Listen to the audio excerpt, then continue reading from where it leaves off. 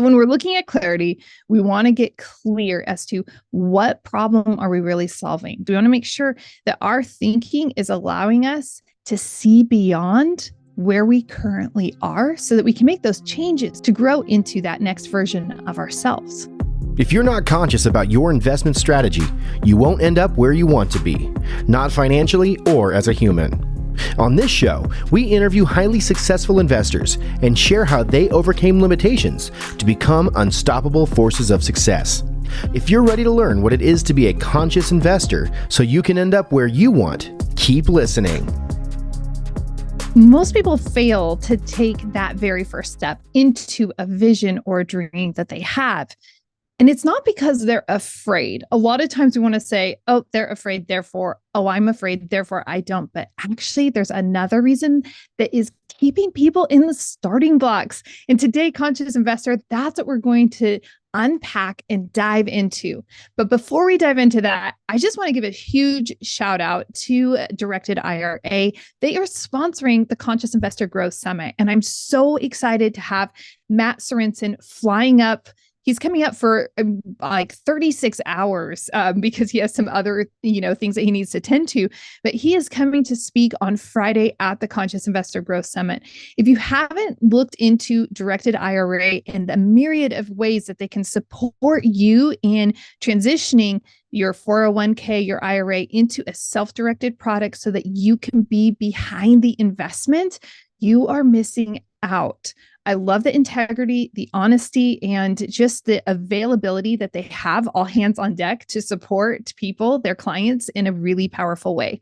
And not only can they help you with, self-directing resources, but they have a lot of tax solutions. So I know it's that time of year. If you're looking for that kind of solution, head on over down in the show notes, click on the link for Directed IRA. Go check out all the solutions that they have. There will probably be something for you. And by the way, have you picked up your tickets to the Conscious Investor Growth Summit? I've been blown away by this concept of our portfolio is a reflection of our mindset. And there's so many events out there. I know that it's real easy to get caught up in big names. And yes, they've earned it. And they're amazing people. I'm so grateful I get to know so many of them. And yet there are some smaller spaces where we can really elevate ourselves as investors in a completely different way. And that's what's separating the Conscious Investor Growth Summit from so many other events out there. We're taking that holistic approach so that your mindset is empowering the mechanics. You already know how to invest. More than likely, you know the next step you need to take, but you're just not taking it. Why is that? Well, we're going to talk about that a little bit in this podcast episode. But then there's also that mindset element that is just like, let's get that set up and put in place. Not only are we talking about mindset and wealth building strategies at the Conscious Investor Growth Summit, but we are also talking about your health. We're talking about your physical health, your mental health, your relational health. We're talking about all of it. Head on over to consciousinvestorgrowthsummit.com. You can pick up your tickets today for 50% off because I am here to serve. This is no sales, all service. You want to be there March 8th through 10th at the Coeur d'Alene Resort. Okay, I'm so excited to dive into this concept of how do we start anything. There are basic principles that can help us take that first next step that we need to do. Maybe you're like, wow, I would really like to, have my fitness. Health and fitness are a focal point for me for 2024. It's like maybe you're in the same boat and you're saying, hey, I'm getting a little older and I really want to ensure that this shell that is carrying my soul through this lifetime is really equipped to carry me in a way that I can enjoy life and living. And so I'm going to double down and take care of it. But wow, how do I even start with that? Where do I even start with that? Man, it'd be really interesting to start a book club. How do we even start with that? Really interesting. I get a lot of people that want to start podcasts. And so how do I even start a podcast? How do I start a meetup group?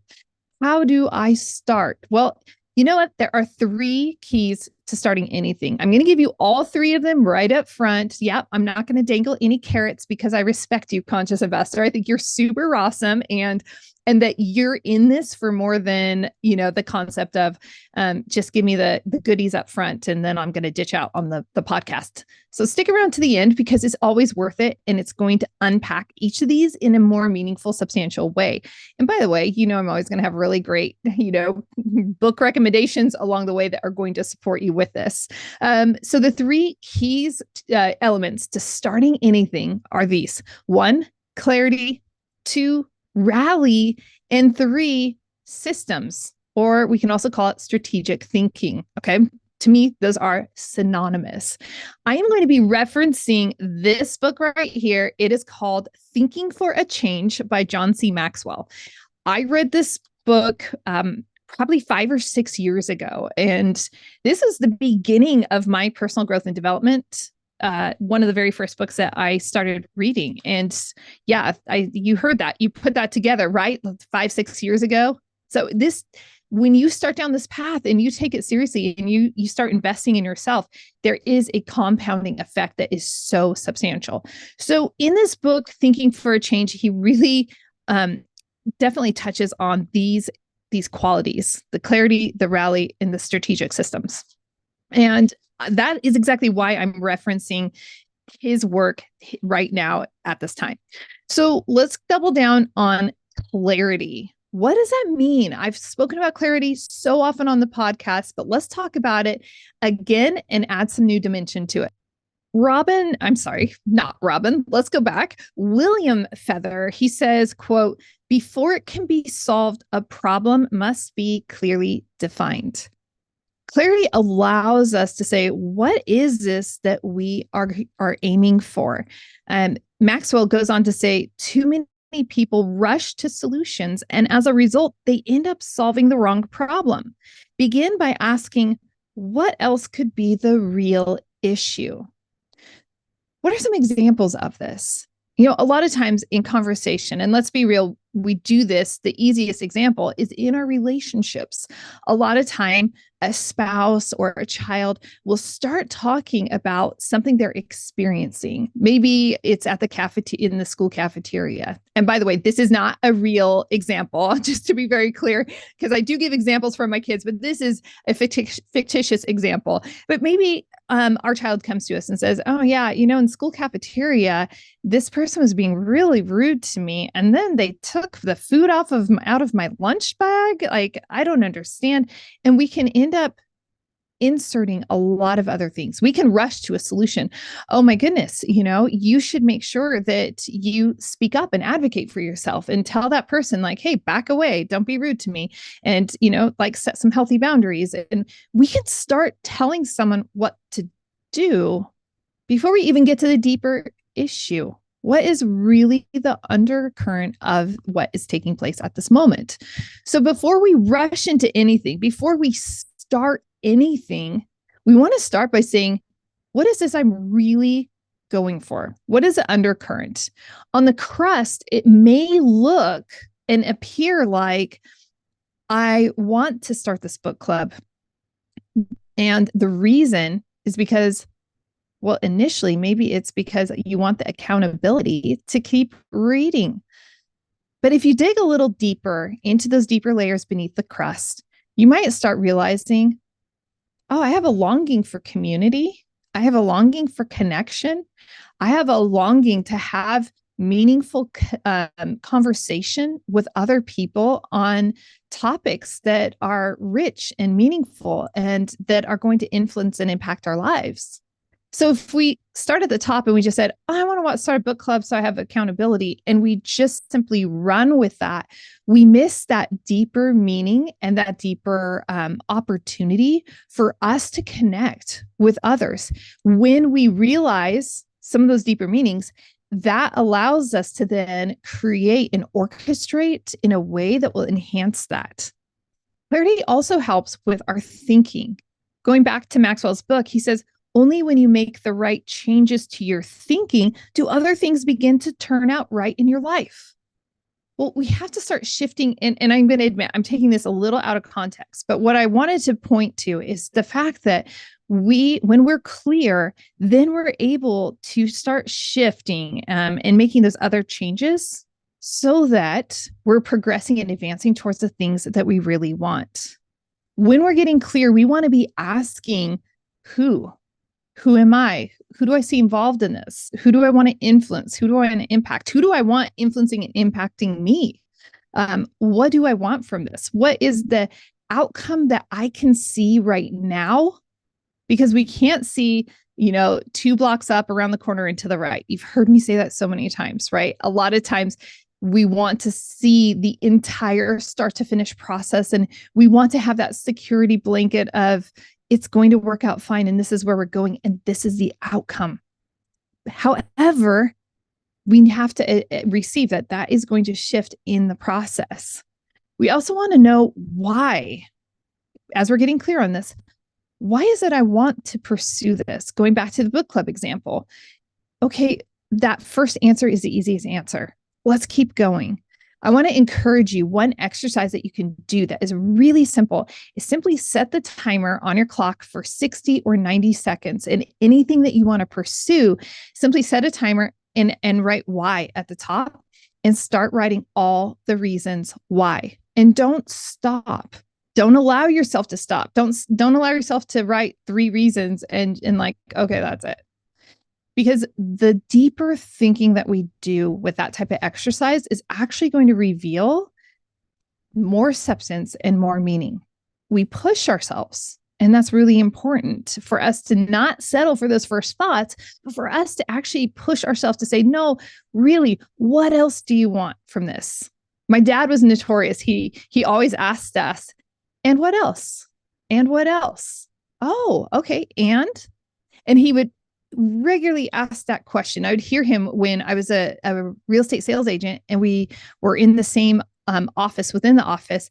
I could hear him on these phone calls, with other realtors, and maybe he's negotiating and he's asking these questions, or he's asking his buyer or his seller, and what else? And what else? Because we have to get to that deeper meaning. We must dig deeper, and it's not comfortable, and it's going to require your brain to sweat a bit. Don't be afraid to do that. The result is substantial and powerful. When we're thinking about that clarity, we also want to be thinking, why me? Why them? Okay. Or it might be an inanimate object that you're going to be working with, right? But you want to understand the position and the place of who is involved here, and what are the positions? What are the postures that we have? And why would this work? Why is this so important? So when we're looking at clarity, we want to get clear as to what problem are we really solving? We don't want to go on the superficial. We want to dig deeper. And then we want to challenge our beliefs. We want to make sure that our thinking is allowing us to see beyond where we currently are so that we can make those changes, those adaptations to grow into that next version of ourselves. Okay. Step 2, third or second key, I should say, because and really I'd kind of like to go back to, 111, kind of like Alex Hormozy says, just all of them are important. I'm going to number all of them number 1 because they aren't less important or more important than the other one. So the second key is to rally. So we want to look at, who do I need to align with? Or we could say, what more do I need to learn or distill from my experiences and extract so that I am prepared and ready for this? A lot of times we neglect, really looking at the resources that we currently have and the resources that we need to equip ourselves with so that we can be successful on the journey ahead. If we were going to go out on a really epic mountain bike ride out in the backcountry wilderness, you can already tell I'm getting excited about the season coming up. But when we're thinking about that, I'm not going to just go out there and like, oh, cool, I've got my bike, I'm ready to go. I'm going to be saying, okay, what do I need? Well, okay, I need to make sure I've got some nutrition in my pack. I want to make sure my hydration bladder is completely filled. I want to make sure I've got my delicious organic gummy bears, because a couple of those out in the trail is a real treat, on a hot, sweaty day. And then I want to be thinking, if I get a flat tire, do I have CO2 cartridges? Do I have, the right tools so that I can change a flat tire if I need to? We're not just going to head on out into the wilderness. We're going to make sure that we are prepared. And so as we are preparing to start something, we want to do that inventory. We want to look at that. Now, what does that look like when it comes to starting something practical? Maybe when we're looking at our health and nutrition, is saying, okay, I need to take an honest assessment of where I'm currently at. Let's just get the baseline. Let's be real and let's understand what are the mechanics. For me, real time. I'm using this scale and it has an app associated, and I don't know how they get the information. People ask me this. I'm like, I don't know. And I don't know if it's accurate, but it provides me these metrics that show the baseline. Okay, this is what your BMI is. This is your body fat percentage. This is your bone mass, your muscle mass, your protein count. I mean, I don't know how it aggregates all this information just from me putting my feet on the scale, but I'm not going to fight it. I'm going to just work within that zone and I'm going to receive it. And now I have this baseline because I've been doing, taking these measurements consistently. I can see, okay, here's the consistent baseline. This is what it looks like. Now I know exactly what I'm looking with. I've taken inventory of what is taking place. And now I can see what pieces need some tweaking. Where do I need to refine this a little bit? And now I know exactly what I'm looking and searching for, right? I'm getting even further clarity as I'm rallying. So when we rally, we want to be looking at really the inventory and saying, who else needs to come around me? So when we think about the who's, we want to look at, more than likely, a lot of exceptional people.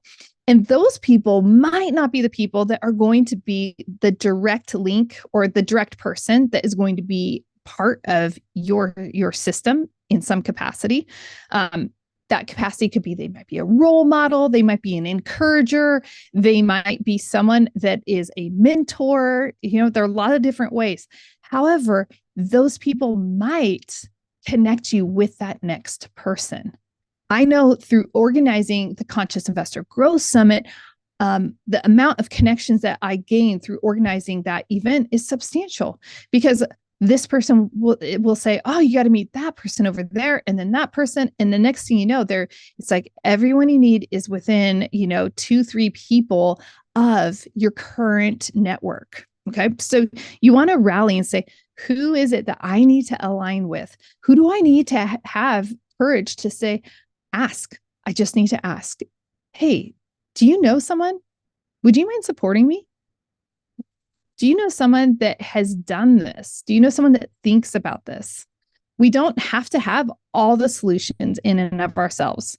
And that's where our ego comes into play. And we really have to put our ego into check. I have had to learn this time and time again. I used to think that my ideas were special. They were unique. And yes, they are. I'm not minimizing that at all. However, the moment you start going down this particular path, for me, going down the mindset path over all these years, it's just shown me I am very much not alone on this mindset path. And it cracks me up when I think I've said something that is original here on the podcast, and then I catch wind of someone else saying it on some other social platform. Like, wait, what? Are they listening to my podcast? There have been a few times where I'm like, Ed Milet is listening to my show, and he is borrowing some of my ideas and concepts because I said them here first, right? Now, I'm just kidding. And I'm not kidding, but I'm saying, I'm digging myself into a hole now, aren't I?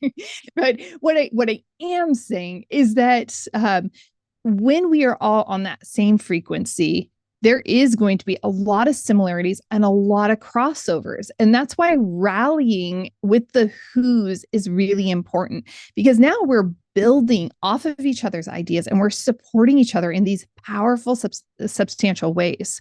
So we don't need to go it alone. We're not created and designed to forge the path alone. That's not to say that there aren't going to be times where you are alone on the path or that you feel lonely on the path, because part of the path that we walk is internal work. It's change, and it requires us to be still and alone at times. And that's okay. But there are other people around us, and we need to tap into that right there. All right, let's dive into the third key. And I am going to borrow substantially from John C. Maxwell, because this is an old book. It's a classic book. I'm not sure actually exactly when it was written, but I mean, the pages are kind of ambered and such. So that kind of tells you something right there. But when we talk about the third key, which we've gone through clarity, we've gone through rally, and now we're talking about systems, or as Maxwell puts it, strategic thinking. Okay. And this is where he says systems, which are nothing more than good strategies repeated. So we're taking a strategy and we're systematizing it. We're repeating it. We're creating a process for it so that we can gain that success. He says further, strategic thinking is the bridge that links where you are to where you want to be. So if you want to start that book club, go on that epic mountain bike ride, you want to get in the best shape of your life, if you want those things, right, we build that bridge, okay? And we take that with our strategic thinking. This is where I am. These are the systems I am going to repeat. And that is that strategy that is going through. He also says something that stung a bit the first time, and I know this because I underlined it and I starred it in the book. It says, sloppy or generalized thinking is an enemy of achievement. Now, I am a visionary, and I meet a lot of people that also say they are visionaries. And this is an Achilles heel of a visionary. It's easy to say, oh, I see the vision and this is the way it could be. And I can see the whole thing. And they can paint this beautiful picture before us. But there isn't systematized thinking behind it. This is an area where I've grown and where I'm specifically intentionally aiming to grow this year, because I can see the cost of not having this level of processes in place. It is so critical. So for that generalized vision, we need to have these elements and to say, okay, here's the high level plan, and this is a beautiful, grandiose vision that I have. Okay, all right, Buttercup, give me the three ways you're going to start this first point of yours. You know, what is it that is going to drive that? What will drive the results? What are the actual actions that you are going to take that will cause movement in that particular area? So generalized thinking is the enemy of achievement. Apparently, I'm struggling to talk today. So I want to leave you with some questions about strategic thinking. And these are in his book. If you buy the book, it's on page 143, just to give you a little, asterisk there for you to work with. But he says we need to, understand the direction, which really very much aligns with clarity. What should we do next and why? We need to be organized. Who is responsible for what? Okay.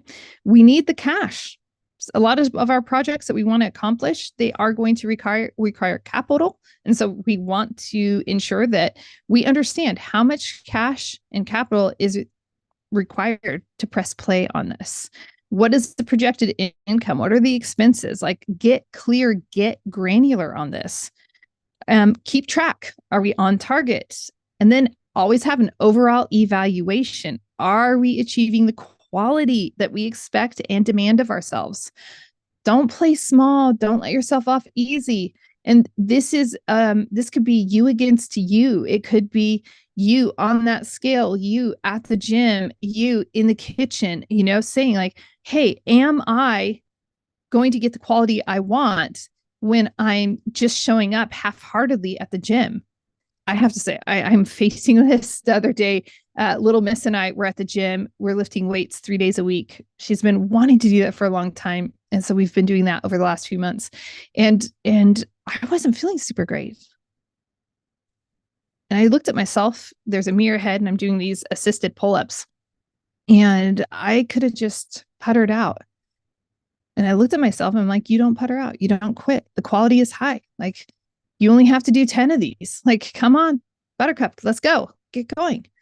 Sometimes we have to use that self-talk to remind us it's not forever. I've been doing 22 push-ups every morning, and I don't like them. I do not like push-ups. And it's this mindset shift every single morning where I just have that moment where I get down in, position, and it's like, okay. And I remind myself, this takes like 60 seconds or less to do. Like, suck it up, knock them out, get her done. Because a lot of times we want to lag, we want to delay. And we're like, oh, I don't want to do that. It's just so miserable. And the amount of time that we spend complaining or doing something half-heartedly, in that same amount of time, actually far less time usually, we could have knocked a project out of the ballpark. So let's remember that as we are, implementing strategic thinking and systems into something that we want to start. Let's remember, hey, don't sideline this project and waste time because of, thinking, and sloppy thinking at that. Let's just get going. Let's zero in and let's knock this out of the park. All right, that's what I've got for you, conscious investor. I hope that's supportive for you in starting anything. These are 3 simple things, and we don't need to exaggerate any of these. We just simply need to ask, where do I need to get clear? Who is this? Who's involved? What is this about? Why? And why to the why? Why do I really want to do this? Rally. This isn't just dependent on me. I have this heart, this vision, this purpose, this idea for a reason. And there are other people out there that are similarly minded or have more experience than me that I can link arms with. Or we can also be thinking, I have experiences already in my past. I need to take some time to think through those experiences so I can I can distill all the goodness out of them. And then I can move forward very powerfully. Then we're ready for that strategic thinking, the systems that we can put into place so that we're not operating in a sloppy way, that we're executing in a high caliber way and creating that quality that makes us just so proud and so excited. All right, conscious investor, you know what I'm going to say next. I'm sure of it. But hey, why have you been a stranger? Because conscious investor, I'm here to serve. And if you haven't heard, at the Growth Summit, it's all service, no sales. I'm not out there. I'm not going to sell you a coaching program. I'm not going to sell you a mentorship program. We're not there to sell. We're there to serve. So I want you to know that's always my heart and my posture. Some of you have been listening for a while, and you felt that I just need to call and talk to Julie. I need to talk to her about investing. This is the year I need to get started. I need to press play on that. Hey, you're not alone. Let's get that clarity. Let's help refine that. Let's rally together and let's create a system and process. Some of you might be listening and you're thinking, I feel really sloppy inside. I think I need to do some of this internal work and I need to process through. You don't need to process through alone. I have 2 coaching slots available on the one-on-one side. And I really like that one-on-one coaching side with people where you feel that potential inside of you and you want to activate it and you just don't know how. You just feel those blocks or that disconnect and you're like, why is it I've been trying everything under the sun and yet I'm not getting where I want to go? I'm still feeling this inside and I don't feel it coming out of me in the way I want. If you're feeling like that, let's talk. You're my favorite people to coach because it's so much fun to watch you flourish, to watch you unpack, to release that flow and to absolutely soar because you were created for more. You are hardwired by God to create an impact in this world, whether that's in a family setting, in a relationship, at your work, in your community, around the world. I don't know. But every one of us has something to offer the world. And I love helping and supporting you doing that. In any case, head on down to the bottom, schedule time for us to talk. I don't do Zoom calls generally speaking because I love to walk when we talk. So expect me to be walking, huffing and puffing up a hill. And for us to have a really great conversation, it'll sound very much just like this on the podcast, but over the phone. Conscious Investor, I appreciate you and your support over the years. It's meant the world to me. And I hope that you carry out your day with strong health, mindset, and wealth.